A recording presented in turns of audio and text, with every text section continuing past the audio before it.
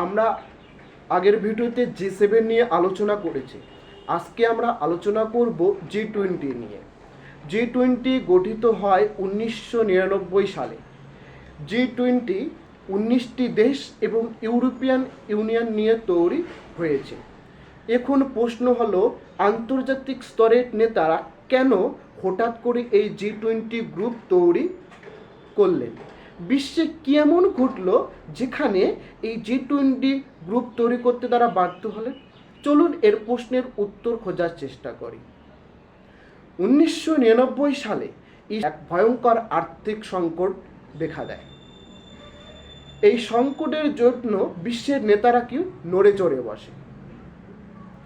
পরবর্তীকালে যদি এই ভয়ঙ্কর আর্থিক সংকট আর দেখা না যায়, তার জন্য বিশ্বের উন্নত এবং উন্নয়নশীল রাষ্ট্রগুলো একজোট হয়ে তারা G20 নামক একটি গ্রুপ তৈরি করলেন।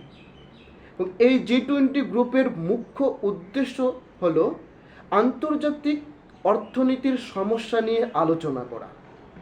কিন্তু পরবর্তীতে শুধুমাত্র আন্তর্জাতিক সমস্যা নিয়ে আলোচনার মধ্যে সীমাবদ্ধ থাকেনি, এর পরিধি অনেক বেড়ে গেছে। এর সাথে বিভিন্ন বিষয় আবার যুক্ত হয়ে পড়ে, যেমন জলবায়ু, নিরাপত্তা, আরও বহু বিভিন্ন বিষয়। তার মধ্যে কৃষি ব্যবস্থাও রয়েছে।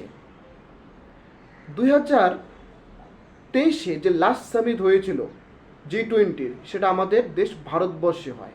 ভারতবর্ষের 56টি শহরে প্রায় 215টি বৈঠক হয় এবং 56টি